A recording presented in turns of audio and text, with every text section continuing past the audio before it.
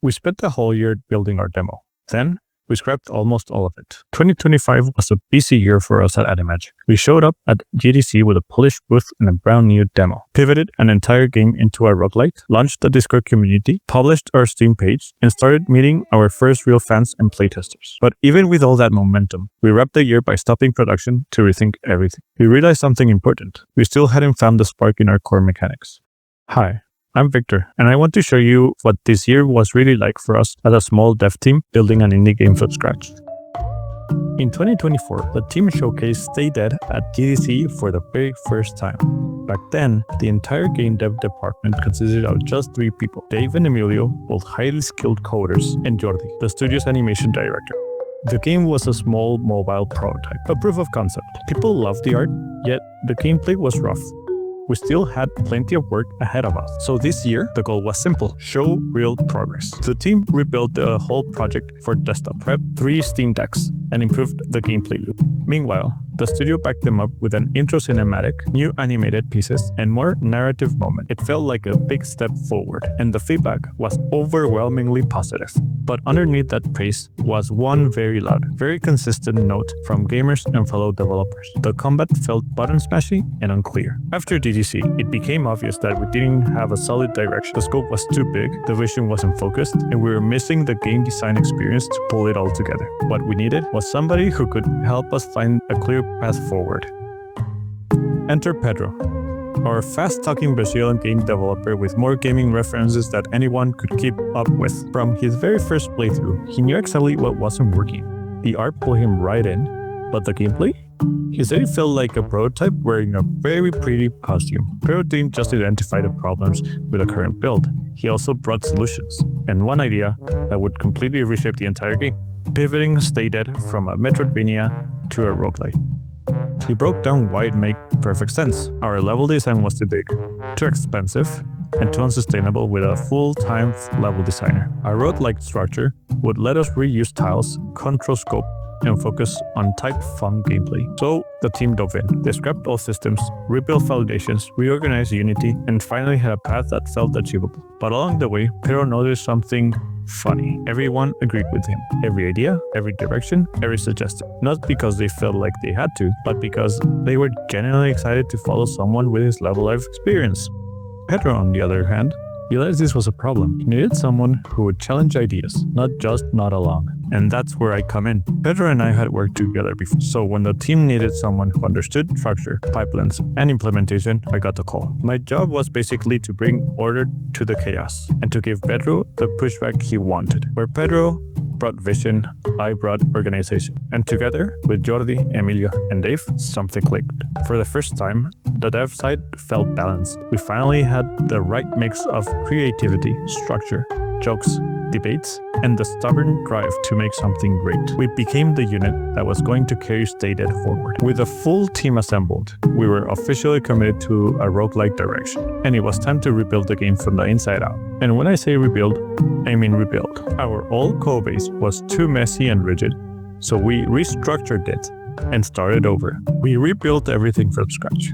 Movement, combat, hazard, family formation logic, a procedural level generator, updated rigs, added new animations, everything. We even built a new demo with our first real boss fight. Meanwhile, the rest of the studio was leveling up the world around us, producing new content, developing the characters and lore, growing our Discord community, playtesting with the fans, and helping us launch our Steam page. It was one of the most exciting stretches of the whole project. The team had full momentum, and the community was growing with us. But everything shifted when David, our creative director, took the latest demo to PAX. PAX was very different from GDC. The feedback was raw, direct, and it came from people who played games all day, every day. And one conversation from someone that we all respect hit us harder than expected. He told us that our art was a band-aid. The game looked gorgeous, sure, but the spark wasn't there. The core gameplay didn't feel unique, intuitive, or fun yet. We were stacking features, but not elevating the experience. When you look at games that define their genres, like Super Mario, they were built around a mechanic that felt instantly good. Mario's jump is fun. It's responsive, it's dynamic, you can do 1,000 things with it. That's the spark, and we hadn't found ours yet. We had ideas that we believed in, the bite mechanic, the family sweat mechanic, but they weren't fleshed out enough to carry the game. We didn't have that Mario jump feel. So after some brutally honest and difficult conversations, we made a tough call. We halted demo production and went straight back to the drawing board. But this time, the goal wasn't to rebuild everything again. It was to find the spark, to figure out what makes Stay Dead fun at its core. If you've ever tried making a game, you know it's a long, grueling process. It's iteration after iteration, building systems only to tear them down, spending weeks, sometimes months, on something, and then realizing it doesn't belong in the game anymore. And look, none of that gets easier. It's frustrating, it's exhausting, and when you care about what you're making, it can be heartbreaking. Were we upset that months of work were basically tossed out after one brutally honest piece of feedback at PAX? Yeah. We all felt it, but something unexpected happened when we went back to the drawing board. What started as a simple brainstorm to figure out how to deepen the bite mechanic and the family sweat system turned into a 7-hour conversation full of ideas, debates, laughter, and a level of excitement we hadn't felt in a long time. It opened a door for us.